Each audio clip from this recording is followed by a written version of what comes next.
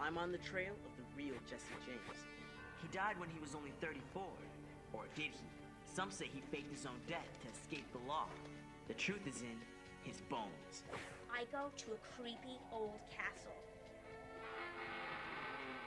The family that lives there says they get regular visits from their long-lost relatives. Norman, are you here? And if you don't have ghosts at your house, no problem. Delving Dave shows how to freak out family units and haunt your own evening dinner. This is Mystery Hunters.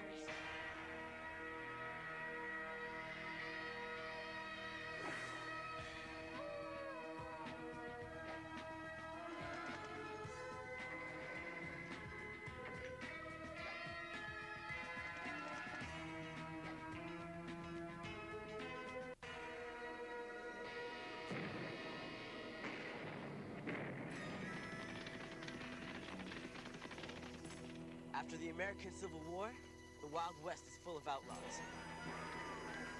And one of the baddest of the bad is Jesse James.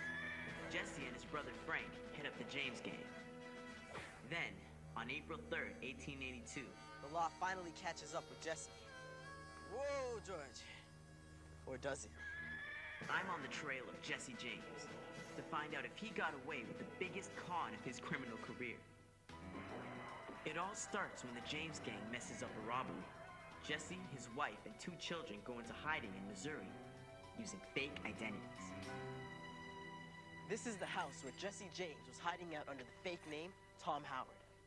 There was a $10,000 reward for Jesse's capture. A ton of money back then. Bob, that was some job we did last week, wasn't it? It sure was. Now on April 3rd, 1882, Ma's picture's crooked. Jesse climbs on a chair until he straighten out a picture. And with his back turned, he reaches out and his friend, Bob Ford, shoots him to claim the reward money.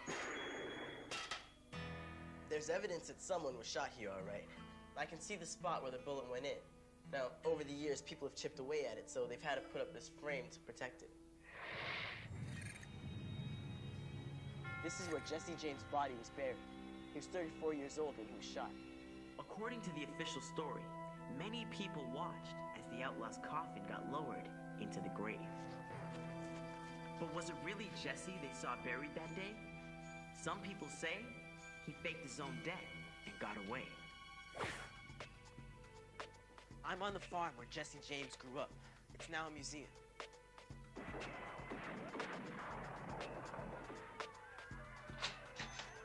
This museum has every possible bit of information about Jesse James, including this, the last picture of him ever taken, lying dead in his coffin. If that was Jesse, then how do you explain the fact that I'm now 2 states away in Texas, in another cemetery, in front of Jesse James's tombstone? Another Jesse James grave, only the man buried here was over 100 years old when he died. Not 34 like the person buried in the official grave. Is it possible that Jesse lived to a ripe old age? Could he really fake his own death and get away with it? Digging up his bones might give me some answers. And I know someone who can help me out.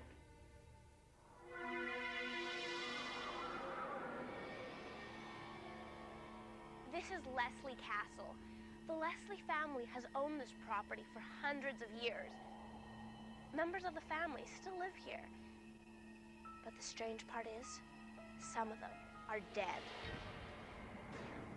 Can the ghosts of your relatives come back after they die? The Leslies seem to think so. The most famous ghost of Castle Leslie is Norman Leslie. He was a soldier in the First World War. On October 18th, 1914, a worker saw Norman standing over there by the shore of this lake. Everyone knew he was away in France, fighting in the war. How could he have gotten home? The worker went to go tell Norman's mother, Leonie, that he was back. But he never showed up in the house. Later, a message arrived saying that Norman had been killed in a battle in France. Did the ghost of Norman Leslie really return to his family home? And is he still here today? Well, I guess there's only one way to find out.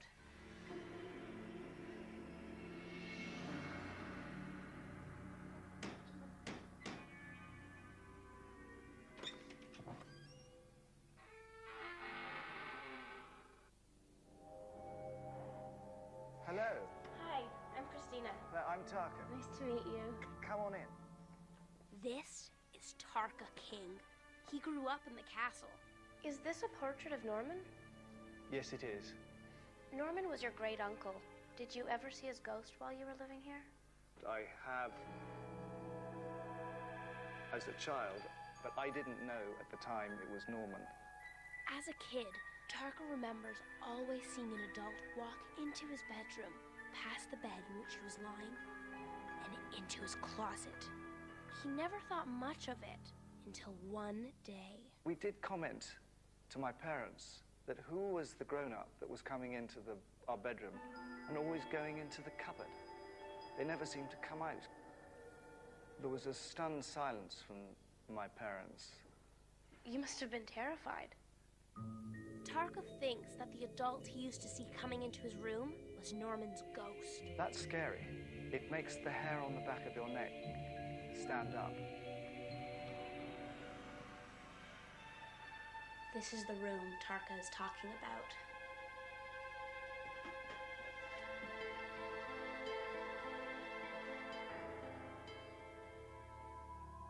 Norman?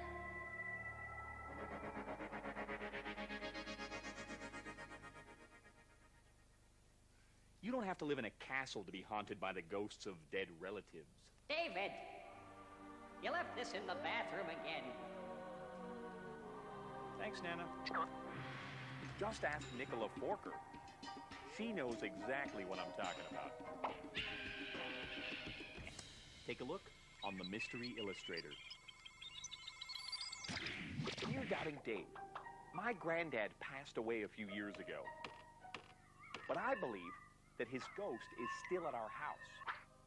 For some reason, since he died, the kitchen door keeps opening by itself, and I think it could be him. Do you think my granddad's ghost is haunting our house? Well, Nicola, lots of people believe they've seen or felt the ghost of a loved one after he or she has died. And it's not surprising. It's hard to lose someone you love. So when that person dies, you want to believe that it's possible for them to come back and visit you. But the truth is, people tend to see what they want to see.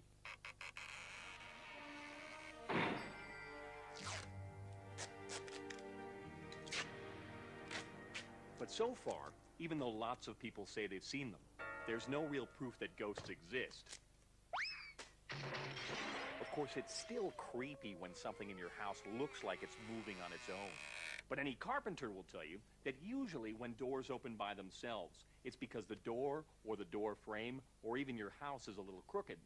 So gravity pulls the door open. Sometimes the door might even get a bit of help from a draft. So, Nicola, I don't think your grandfather's ghost is really haunting your house. David? Are you wearing clean underwear? Huh? And frankly, I envy you. Huh?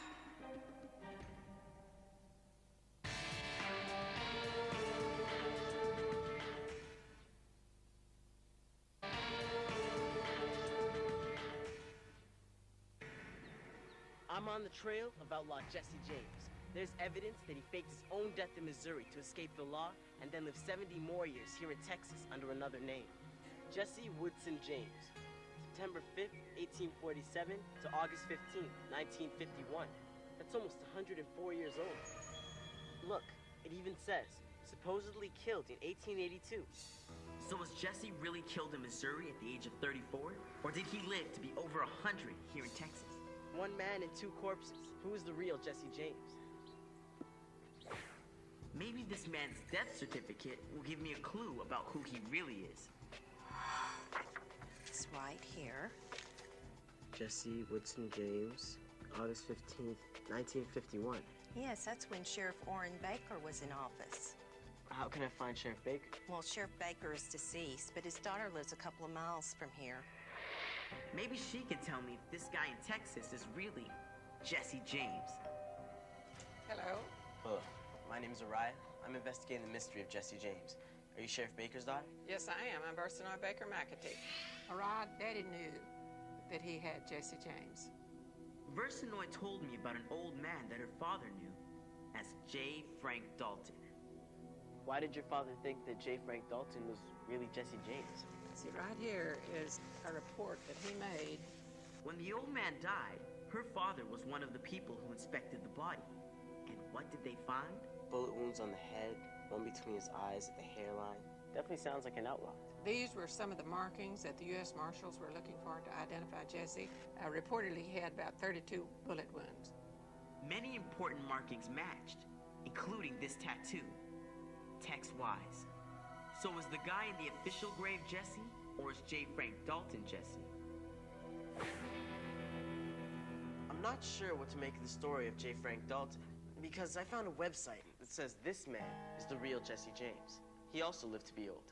I'm still in Texas, and already I'm on my third Jesse James. This is a photo of James Courtney. Betty is his great-granddaughter. You believe that your great-grandfather is the real Jesse James? Yes, I do. I'm convinced of it. Leading facial identification experts in the country all agree that this is the same man. And that's not all, Araya. There was something strange about James Courtney. Something that Betty thinks helps prove that he was Jesse James. My great-grandfather was not the simple farmer he pretended to be. When someone would ride up to his house, he would blow out the lantern and always had his pistol in hand. And I knew at an early age that that was not normal behavior. Betty thinks that James Courtney's strange behavior was a good clue that he was Jesse. And there's something else. This is a picture of Betty's great-great-grandmother, and this is Jesse James' mother. They're both missing their left arm, and they're wearing the same dress. Quite a coincidence. Now, Araya, I have something really exciting to show you. This is a map telling how to find $30,000 in gold that Jesse James buried. Jesse James was known for robbing banks and trains, and he drew this map so he could bury the gold and know where to go back and find it. It looks like it was written in some kind of code. Yes, it was. And you think that this $30,000 was stolen by your great-grandfather and the rest of the James gang? I sure do. Can we follow the map and dig up the treasure? People who live in this castle think that their relatives come back here after they die. This bedroom belonged to Norman Leslie. He died in World War I, but his ghost is supposed to have appeared here. I thought that an adult was coming through the room and always going into the cupboard. They never seemed to come out. Norman? Are you here?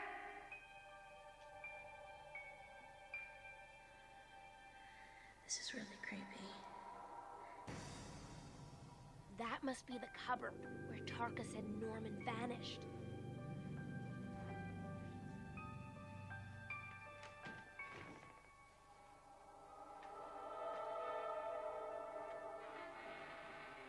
Norman? Norman?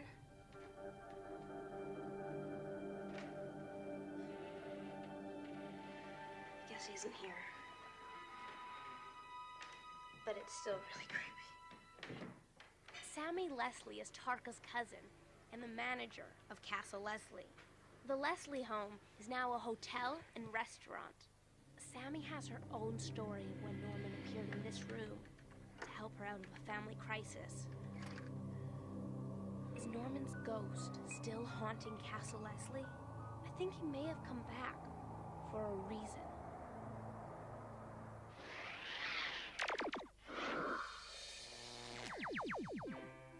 Hey, just getting ready to meet some of my family for dinner. You're welcome to join us, although I should warn you I'm a little tired and they're, well, dead. Tonight, while we dine with some of my most eccentric ancestors, I'm going to show you 2 tricks that you can use to create your own haunted dinner party. First, meet my great-great-grand-uncle, Skeptical Steve Benedict, who was beheaded in 1955 just before supper time. Trick number 1. The Headless Man. Every night, he appears at the dinner table waiting for the roast pork he never got to eat. And here's how you do the trick. First, you have to be wearing a button front shirt. Next, undo the top 2 or 3 buttons. Then, pull your collar back behind your neck and rebutton the top button. Duck your head under the table, then feel your collar with your hands to make sure it's right up against the table's edge. Grab a knife and fork and hold them in ready-to-eat position. And you've got a headless ghost at your dinner party. Now, meet my great-aunt Doubtful Diana Wrigley, who died of starvation during the long winter of 1910, but continues to haunt the dining room where she died. Sneaking around invisibly stealing buns from unsuspecting guests.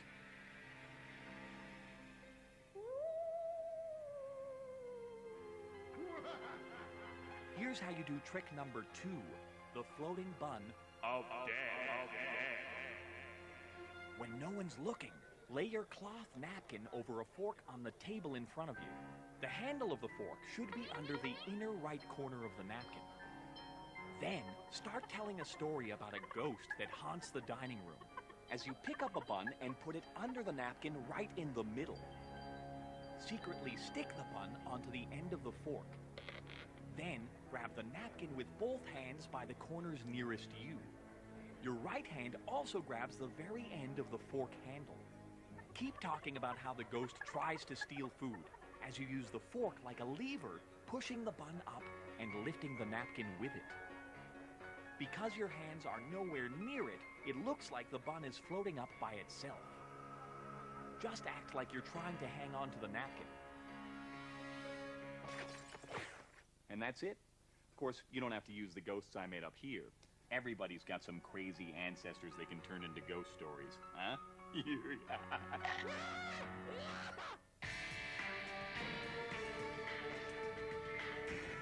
Did Jesse James fake his own death to escape from the law?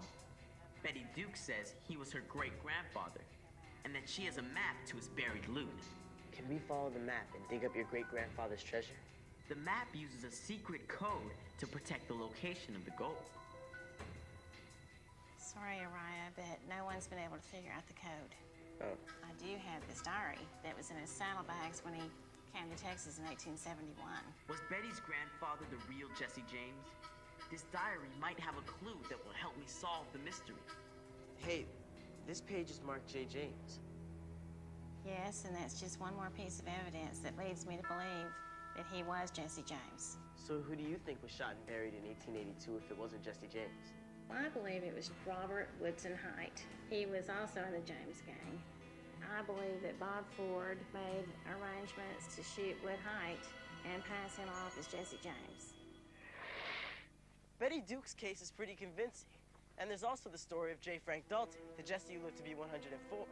If only I could dig up the bones in this grave. Maybe that would tell me who's really buried down there. But I don't have to. Someone else got to them before me. Professor James Starrs dug up Jesse's official grave in Missouri. He's got the actual bones from that grave. And now, science has a way to tell for sure if they belong to Jesse James. In today's world, is DNA. DNA testing can prove who someone is related to. Dr. Starrs got in touch with 2 people who are known to be related to the real Jesse. I received blood from them, and we matched it to the DNA here, and it was a match. So using the DNA, you were able to determine that this was Jesse James' body? Without a shadow of a doubt, these are the bones of Jesse James. So it seems Jesse James' luck finally ran out when he was shot at the age of 34. But some people still believe that Jesse James faked his own death. And it might be a while before DNA evidence changes their minds. Until then, Jesse's legend is sure to live on here in the West.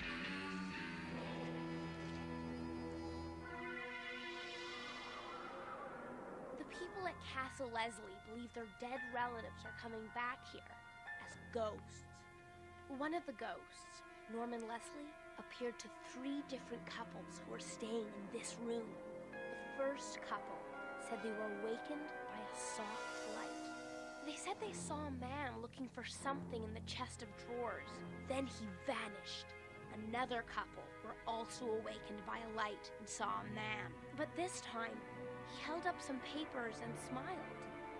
But get this, before these appearances, Sammy Leslie, now in charge of the castle, had been looking for some really important family papers, but she couldn't find them. So after these guests saw Norman holding some papers, she felt like having a look one more time. I was on my own and I walked over to the first box and picked out a file, and it was a file with Norman's name on it, and I just got the weirdest feeling. I just got a prickly feeling all over. And when I opened the file, all the papers and things were there to show what I needed, all the information that I needed. Do you think Norman had something to do with that? I definitely think he was trying to point me in the right direction. That story about Norman is pretty amazing, but I wonder if there could be another explanation for what people are seeing in the castle. Mark Leslie is Sammy's older brother. He has other ideas about why people keep seeing ghosts at Castle Leslie. Mark, do you think your relatives really do stick around to help your family? In a house like this, where so much stuff has been accumulated over 350 years, it's very hard not to feel the presence, and not to even feel that you personally know people whose pictures have been looking at you from the wall, all one's life, and about whom one's been hearing stories. So maybe that plays tricks, and people imagine that they've seen things or heard things that haven't happened. What about the hotel guests who claim to see these ghosts? You could easily argue that just the accumulation of stories and the publicity that's now attached to this place means that people visiting here might be open to suggestion and imagine they've seen things. Especially since the culture of Ireland is full of stories of ghosts and the supernatural. Well, I didn't find any concrete evidence that Leslie family members are coming back to the castle after they die. It might just be the atmosphere of this place, or the stories people tell each other about their relatives coming back that leads people to believe they're seeing ghosts. Either way, the idea that our ancestors are watching out for us sure is a nice one.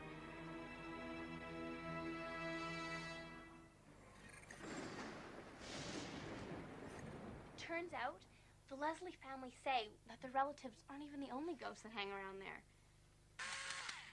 That's right. The Leslies say they're haunted by the ghosts of former butlers, a gardener, and even a dog. I mean, I like it around here, but if I were a ghost, I wouldn't want to spend eternity at my place of work, especially with you-know-who hanging around. David, look at this office. Did your mother raise you to be such a messy little kid? Thanks for watching. Did she? Ow! Hey, it's working. The bond is floating. Hey. Remember, things aren't always what they seem.